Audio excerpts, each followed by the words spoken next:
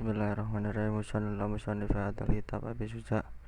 Al-Fatihah. A'udzu billahi minasyaitonir rajim. Bismillahirrahmanirrahim. Alhamdulillahirabbil alamin arrahmanirrahim maliki yaumiddin. Iyyaka na'budu wa iyyaka nasta'in. Ihdinas siratal mustaqim siratal ladzina an'amta 'alaihim ghairil maghdubi 'alaihim waladdallin. Amin. Qala al-mu'allif rahimahullahu ta'ala wa nafa'ana bi wa bi ulumi fid dharain. Amin. Faslun utawi iku fasal suci wala yasihu lan ora sah pakdu nikahi akad nikah illa biwalin angin kelawan wali wa syahidai adlin lan saksi loro kang adil. Pun iki fasal nggih ingkang menjelaskan hal-hal yang harus ada pada saat pernikahan.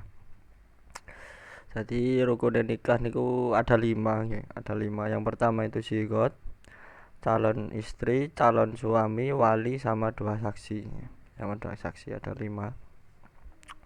Yang pertama sigot. Sigot itu harus soreh, harus jelas, terus mustaqiin kahin, harus hal atau kata yang tercetak dari lafadz ingkah. Karena ya kebetulan di bahasa Indonesia ya, bahasa Indonesianya nikah itu ya nikah ya, karena itu apa bahasanya akulturasi bahasa dari bahasa Arab menuju bahasa Indonesia sehingga maknanya sama. Sehingga sigot itu yang penting adalah harus mewakili makna dari nikah di bahasa Arab gitu. Sigot itu yang penting harus mewakili makna bahasa Arabnya nikah gitu ya. Harus mewakili makna bahasa Arabnya nikah ya. Cara nikah secara definitif paling gampang ini kenapa aktun sing yatadamanu ibahatal wat'i. Jadi akad yang dimana dalam akad tersebut mengandung kebolehan untuk berjima ya. Jadi umpama di suatu daerah itu terdapat bahasa yang bisa mewakili akad yang di situ mengandung kebolehan untuk berjima, maka itu boleh digunakan untuk menggantikan lafadz nikahnya. Tahu kalau pakai bahasa Indonesia yo saya terima nikahnya. Nikah di bahasa Indonesia itu karena sudah akulturasi dari bahasa Arab ya, sehingga pasti mewakili gitu. Ya ketepaan wae kebetulan. Yang pertama sigot, yang kedua zaujah, istri, calon istri. Calon istri itu juga mempunyai beberapa syarat ya. Yang pertama itu kaunuha ghairu muharramatan binusuk, dia tidak sedang berhaji karena orang haji itu enggak boleh nikah. Terus harus muayyanah, muayyanah itu berarti harus disebut orangnya, harus disebut namanya.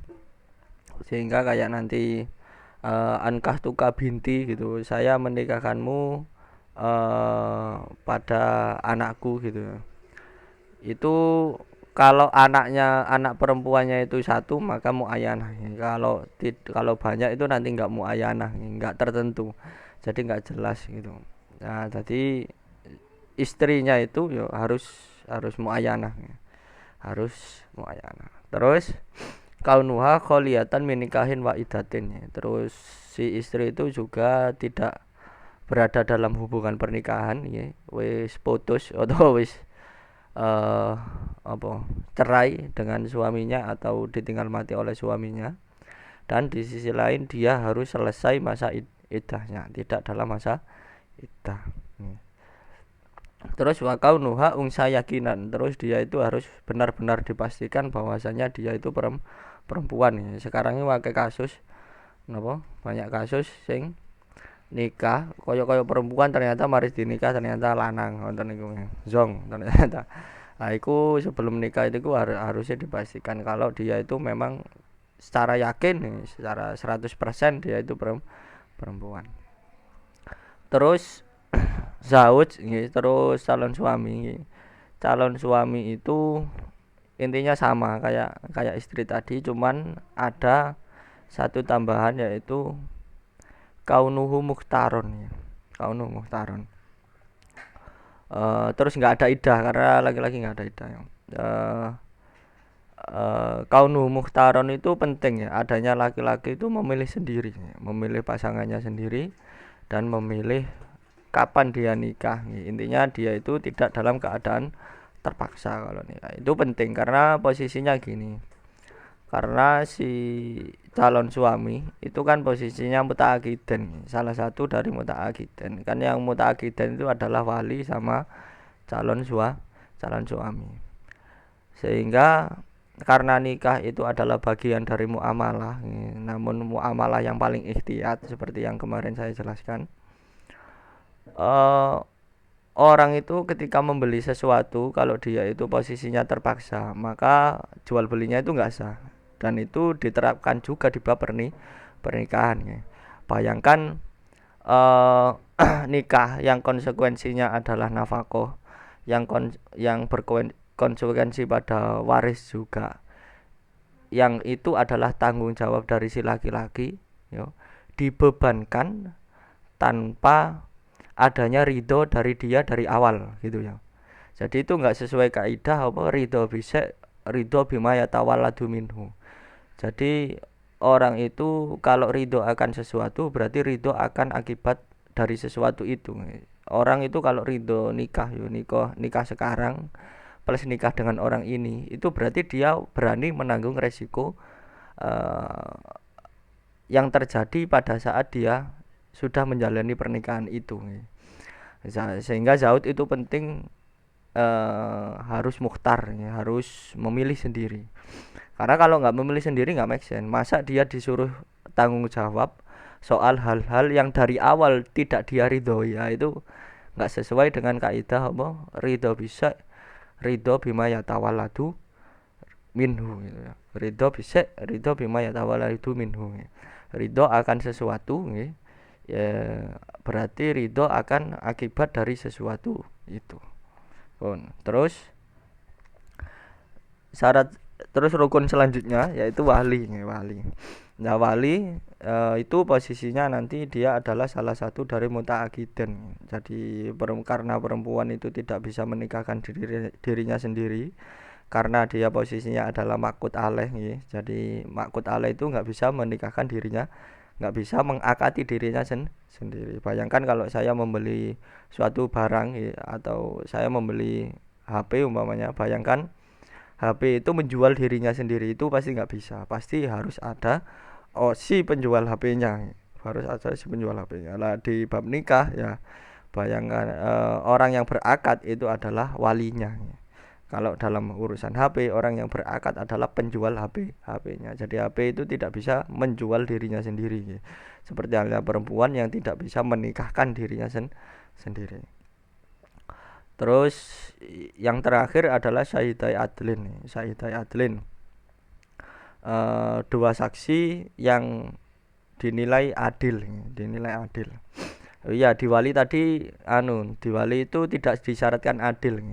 Tidak disyaratkan adil. Yang terpenting adalah adamu fiskin. Yang terpenting adalah dia itu bukan orang fasik. Jadi ini tips bagi wali yang ingin menikahkan anaknya ya. Sebelum akad nikah anaknya itu hendaknya seharusnya si wali itu harus sholat taubat dulu, intinya kudu taubat nih. Yang penting itu dia itu sudah taubat nih. Kafat huniyatu ala diha fa khaisu sohat taubatuhu soha akduhu khaisu sohat apa taubatuhu soha akduhu. Ketika tobatnya wali itu dinilai sah, maka akadnya juga akan dinilai sah. Ini syarat-syarat yang mungkin jarang diperhatikan pada saat pernikahan, padahal itu penting. Terus yang terakhir tadi syahidai adlin, dua saksi yang adil. Kalau saksi itu memang harus adil, karena ketika nanti kok ada sengketa nih, ada cekcok, ini udah nikah apa belum, gini urusan pernikahannya itu, maka nanti yang saksi inilah yang menyelamatkan hukum pernikahannya itu tadi, apakah pernikahannya sah atau tidak. Jadi saksi itu penting ya, bukti kalau pernikahannya itu akan dinilai sah, karena dia adalah sebagai pemegang kunci kebenaran nikahnya itu sah atau tidak, maka saksi itu harus adil. Meskipun wong adil saiki ya jarang ya, angel. Terus wayaftakiru lan butuh sapa al wali wasyahidanil lan saksi loro ila sitati syara itu maring 6 pira-pira syarat rupane al islamu Islam wal bulughul lan balik wal aqlu lan duweni akal wal hurriyatu lan merdeka wa dzukuratu lan lanang wal adalatu lan adil. Illa anahu angin temen setune kelakuan iku layaftakiru ora butuh apa nikahu dimati nikahe kafir dimi ila islamil wali maring islamil wali wala nikahul amati lan ora butuh apa nikahul amati nikahe budak wadon ila adalati sayyidi maring adile sayyid pun. Dan wali dan saksi, dua saksi itu membutuhkan 6 syarat nggih, 6 syarat. Yaitu syarat wali dan saksi ku syaratnya napa? Islam nggih, balik, berakal nggih, merdeka, terus harus laki-laki. Wali ku harus laki-laki karena la tuzawiju almar'ata walal mar'atu nafsaha, karena ada hadis itu perempuan itu tidak bisa menikahkan perempuan lain dan juga perempuan itu tidak bisa menikahkan dirinya sendiri. Perempuan itu gak iso intine karena posisinya itu tidak diuntungkan dalam bab pernikahan. Terus yang terakhir itu adil. Nah, adil itu perlu digarisbawahi. Jadi kalau di kitab ini beliau itu mengikuti qaul ulama yang mengatakan bahwasanya wali itu harus adil, meskipun di syarahnya itu bilang kalau wali itu sebenarnya nggak harus adil. Jadi paling enak yo manut yang di syarahnya, wali itu nggak harus adil. Mergo nek harus adil ya angel. Nek wong tuane nakal berarti gak iso menikahkan anaknya lah, itu susah itu. Susah. Kecuali dalam kasus ketika nanti anaknya itu adalah kafir dhimmi, kafir yang berdamai dengan orang Islam. Maka walinya itu nanti tidak butuh Islam. Umpama waline kafir dhimmi, anaknya kafir dhimmi itu enggak apa-apa. Boleh. Terus wala nikahul amati ila adalati sayyid, dan juga pernikahan seorang budak itu nanti tidak bergantung pada keadilan sayyidnya, tidak bergantung pada keadilan orang yang memiliki budak perempuan tersebut. Yo kalau kita mengikuti kaul bahwasanya wali itu tidak butuh pada syarat adil, tidak harus adil, maka yo iki wis enggak masalah, sayyid itu enggak harus adil. Kalau kita mengikuti kaul yang mengatakan wali itu harus adil, maka sayyid itu adalah pengecualian dari syarat itu. Wa aulal wulati utawi utama biro walu iku ala abu bapak sumal satu nuli embah rupane abul abi bapake bapak sumal akhu nuli dulur lil abi kedue bapak wal umilan ibu sumal akhu nuli dulur lanang lil abi kedue bapak suma ibnul akhi nuli anak lanangi dulur lanang lil abi kedue bapak wal umilan ibu suma ibnul akhi nuli anak lanangi dulur lanang lil abi kedue bapak sumal amu nuli paman sumab nuhu nuli anake am ala datar tipe ngatasi iki urut-urut lil abi wal ummi kali lil abi pun fa in udimat mongko wa faida udimat mongko ing dalem nalikane apa ora ono apa ala sobatu pira-pira waris asoba fal maula mongko utawi wali iku maula bendoro al muktiku kamerdekaake suma asobatuhu nuli pira ahli warise maula muktik sumal hakimu nuli hakim pun. Terus wali yang paling berhak untuk menikahkan anaknya itu secara berurutan adalah bapak, terus mbah nggih, kakek laki-laki, kakek dari jalur bapak berarti bapak, kemudian saudara kandung, kemudian saudara tunggal ibu berarti saudara tunggal bapak berarti ibuke beda bapake padha, terus saudara laki-laki sing apa jenenge tunggal bapak tok saudara ngene urutane ngeten. Saudara laki-laki yang tunggal bapak ibu, saudara laki-laki kandung, terus saudara laki-laki tunggal bapak. Kemudian anak dari saudara laki-laki kandung, kemudian anak dari saudara laki-laki tunggal bapak. Kemudian paman, kemudian anak dari si paman itu. Ala hadza tertib itu maksudnya gini. Karena ada paman yang lil abi wal umi dan ada paman yang lil abi. Paman lil abi wal umi itu contohnya gini, saya punya bapak, umpamanya bapak saya punya saudara. Lah saudaranya bapak saya itu adalah saudara tunggal orang tua dari si bapak nih, saudara kandung dari bapak. Kemudian nanti saudara tunggal ayah dari bapak. Itu sesuai urutan itu. Jadi yang didahulukan adalah paman yang kandung. Paman kandung kemudian paman yang tunggal bapak. Ketika nanti kok ahli waris asobah ini enggak ada, maka nanti walinya adalah maula muktik atau seorang sayyid yang memerdekakan budaknya. Nek dia kalau dia budak. Kemudian ahli waris asobah dari maula muktik. Kemudian kalau memang benar-benar semuanya enggak ada, maka walinya adalah wali hakim. Contoh kalau semuanya enggak ada adalah anak zina, umpama anak hasil zina itu karena bapaknya itu tidak bisa dinisbatkan pada dia sehingga dia langsung menjadi wali hakim. Jadi saran saya jangan malu-malu karena kan sering kejadian zina itu. Kalau bisa walinya itu langsung wali hakim, jangan malu-malu mengakui kalau anak itu adalah anak hasil zina, karena nanti kalau walinya adalah bapaknya, nikahnya nanti nggak sah lagi dan itu akan menjadi zina yang turun temurun ya. Jadi jangan malu-malu, yang penting nikahnya anaknya itu sah. Jadi waline iku yo harusnya wali hakim. Terus wala juzu lan ora wenang apa ayu sariha yen to mertelakake sapa khotib bi khidbati muqtadatin kelawan ngelamar wong wadon kang iddah. Waya juzu lan wenang apa ayu arido yen to nyenderake sapa khotib laha maring khidbah. Wayang kihaha lan nikahi sapa khotib ing muqtadah badang kita iddatiha ing dalam sakwise tutuke iddahe muqtadah pun.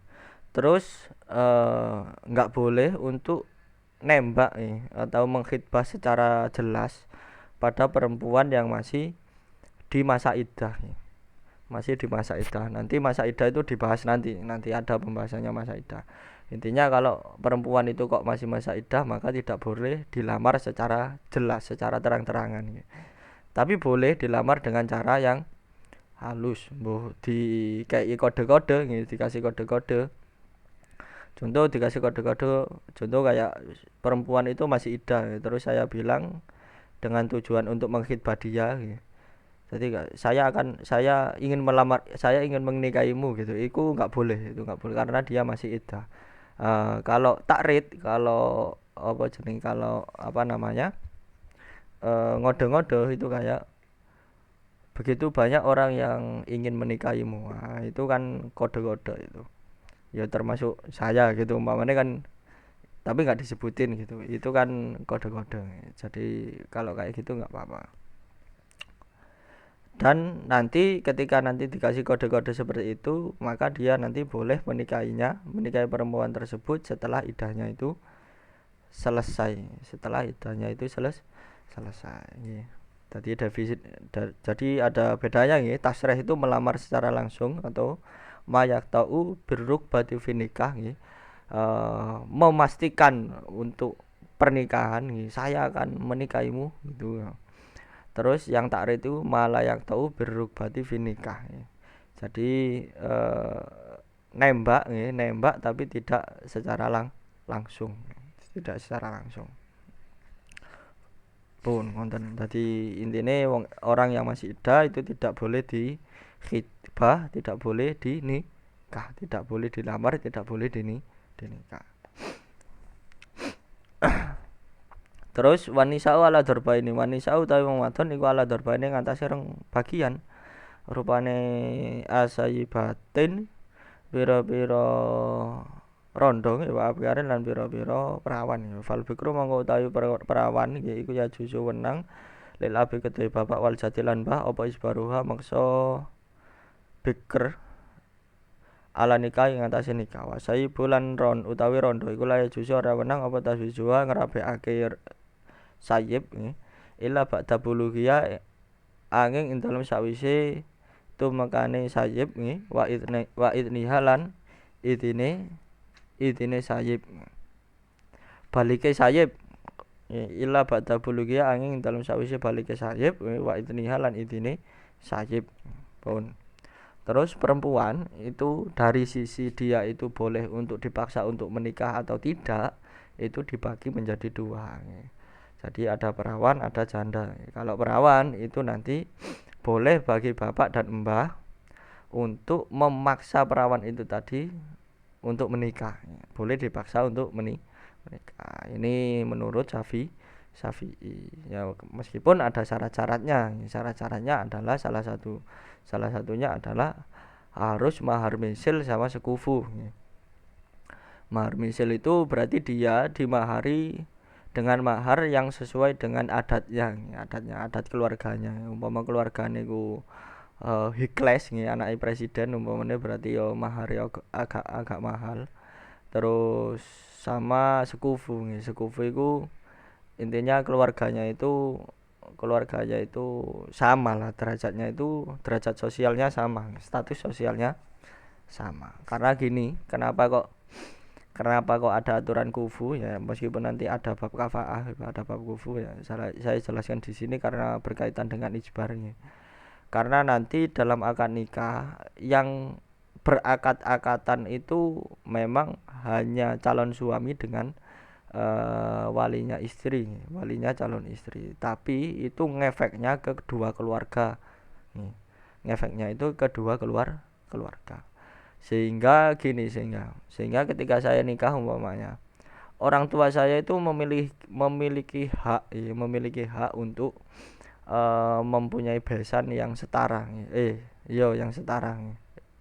Tapi itu konteksnya perempuan umpama saya perempuan, terus orang tua saya itu memiliki hak untuk memiliki keluarga yang status sosialnya itu sama, status sosialnya itu setara. Terus saya sebagai perempuan yang dinikah itu memiliki hak untuk mendapatkan mahar yang sesuai dengan pasaran, sesuai dengan adatnya, adat keluarga saya gitu. Jadi dinikah itu ngefeknya ke keluarga juga ke si istri, ke keluarga juga ke si istri. Sehingga nanti kafaah itu adalah hak dari wali, terus mahar itu adalah hak dari calon istri. Sehingga nanti orang tua itu boleh untuk memaksa anaknya, anak perempuannya untuk menikah perawan, dengan syarat dua itu tadi. Meskipun dalam madhab lain itu enggak seperti itu aturannya. Contoh di Hanafi, kalau di Hanafi itu perempuan itu boleh memilih pasangannya sendiri. Selagi dia itu masih kafaah, masih sekufu, dan calon suaminya itu mampu memberikan mahar misil. Karena yang dilarang syariat adalah manhi anhunya adalah pernikahan yang tidak sekufu dan pernikahan dengan mahar yang tidak sesuai pasaran. Yang dilarang syariat adalah itu. Sehingga kalau si perempuan, calon istri itu sudah pintar menentukan pasangannya sendiri yang sesuai dengan syariat tadi, syariat aturan bahwa harus ada kufu, harus ada mahar misil, maka orang tua tidak boleh cawe-cawe dalam urusan penentuan calon suami dia gitu. Yang penting dua hal itu sudah dilaksanakan, itu sudah ada, sudah siap gitu. Yang penting dua hal itu sudah ada sehingga nggak melarang syariat. Kalau nanti kok nggak sesuai, tidak sekufu sama tidak mahar misil, maka orang tua boleh cawe-cawe itu di Hanafi. Kayaknya di Hanafi itu hukum yang lebih longgar lah, hukum yang lebih longgar sehingga bisa diterapkan bagi anak-anak yang zaman sekarang lah gitu, zaman sekarang. Karena kompleks permasalahan zaman sekarang itu. Kompleks permasalahan zaman sekarang itu. Soalnya kadang kala ya anake luwih pinter, kadang kala anak itu mengenyam pendidikan yang lebih kompleks daripada orang tuanya. Karena di Indonesia karena dulu pendidikan orang tua itu susah, lulus SD itu wis lumayan. terus anaknya itu umpama sampai sarjana umpamanya, ya kasihan kan kalau eh, anaknya itu yang sudah pinter ya, sarjana itu malah ditentukan nasibnya itu ditentukan oleh orang tua yang pendidikannya belum tidak setara gitu, sehingga yo yo seakan gitu, seakan si anak, sehingga si sing Hanafi mau bisa diterapkan lah, bisa diterapkan bagi orang zaman zaman sekarang di konteks Indonesia. Karena kudune wis nek bocah pinter ya kudune ya wis sekufu plus mahar mahar misil. Pasti menghargai dirinya sendiri, pasti mahar misil. Terus yang terakhir janda, janda itu tidak boleh dinikahkan, tidak boleh dipaksa untuk menikah, kecuali tidak, dia itu tidak boleh dinikahkan kecuali setelah dia balik dan setelah diberikan izin oleh janda itu. Contoh ketika ada janda umpamanya dia itu jandanya itu belum balik, tadi dirabi pas belum balik, terus disuruh nikah, dipaksa nikah sama orang tuanya, itu nggak boleh, itu nggak boleh.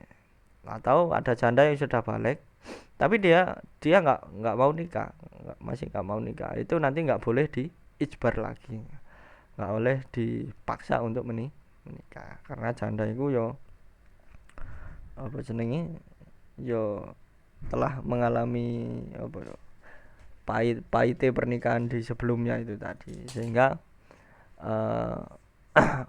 cara bahasa kasar ngeten, janda itu kan dia itu pisah ataupun dia itu ditinggal mati oleh suaminya, itu kan salah satunya yo salah si orang tua tadi, salah si orang tua yang memilihkan dia atau menyetujui dia untuk menikah dengan orang itu, sehingga ketika dia sudah berpisah maka dia itu dibebaskan dari hak orang tua untuk menentukan pasangan dari janda itu tadi. Karena gimana pun adanya dia janda itu memang gara-gara izin atau gara-gara paksaan dari orang tua pada saat pernikahan sebelumnya. Pun wonten mawon, wa alam bisawab. Assalamualaikum warahmatullahi wabarakatuh.